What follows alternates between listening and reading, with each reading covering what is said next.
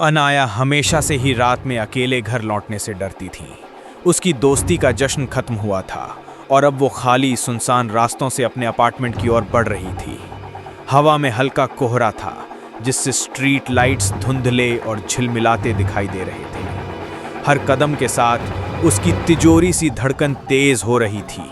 उसने phone check किया लेकिन कोई कॉल या मैसेज नहीं आया।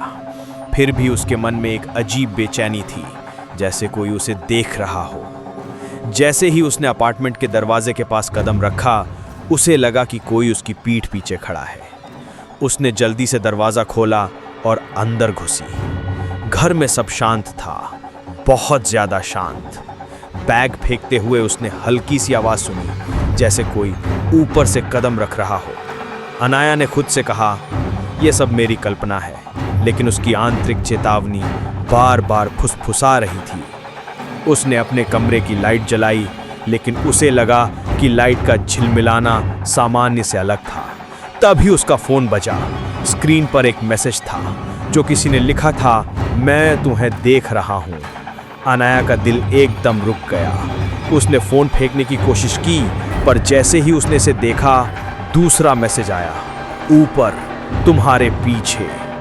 अनाया की सांस तेज हो गई। उसने धीरे धीरे पीछे मुड़कर देखा। घर खाली था, लेकिन हॉलवे की दीवार पर पानी की बूंदों से भरे दर्पण में धुंधली लकीरें बन गई थी। लकीरें धीरे धीरे शब्दों में बदलने लगी, तुम जा नहीं सकती।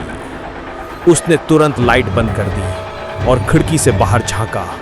सड़क खाली थी, लेकिन उसके मन में डर ने रूट्स जमा ली थी। अचानक ऊपर से हल्की सी आवाज आई, कदमों की आवाज जो धीरे धीरे नीचे उतर रहे थे। अनाया ने खुद को संभालने की कोशिश की, लेकिन उसके पैर जकड़ गए थे। वो अपने बैग की तरफ बढ़ी, पर जैसे ही हाथ लगाया, बैग खुद से फर्श पर गिर गया। कमरे के एक कोने में अंधेरे में कुछ हलचल हुई। अनाया ने धीरे धीरे कमरे की ओर देखा। वहां कुछ नहीं था, लेकिन उसकी आंखों ने यह महसूस किया कि अंधेरे में किसी की परछाई उसके सामने खड़ी है। उसने अपने डर को दबाने की कोशिश की और खुद से कहा, शायद ये बस मेरा दिमाग है, कुछ भी असली नहीं है। लेकिन तभी उसके फ़ोन पर तीसरा मैसेज आया, अब मैं तुम्हारे पास हूँ। अनाया ने पीछे मुड़कर देखा और उसे लगा कि उसके कमरे की छाया बदल रही है। दरवाजे की लकड़ी खुद ब खुद हिल रही थी। उसका दिल जोर जोर से धड़कने लगा।